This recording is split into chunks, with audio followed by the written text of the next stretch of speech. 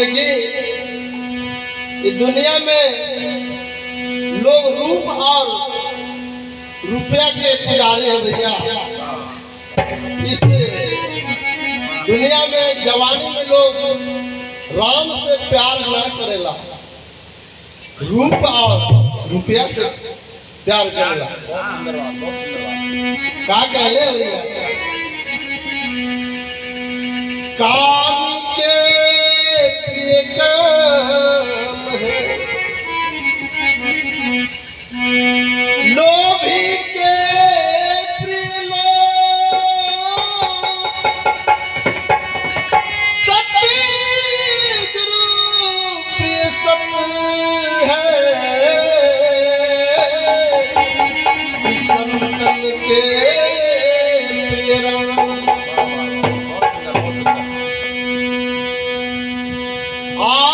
रुपया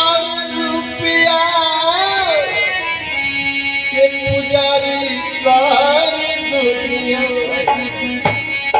हर सबका के कहे बीमारी।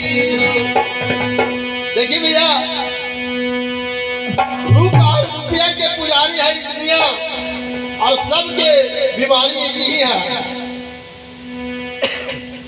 रुपया रुपया के पुजारी सारी दुनिया, सबके बाइक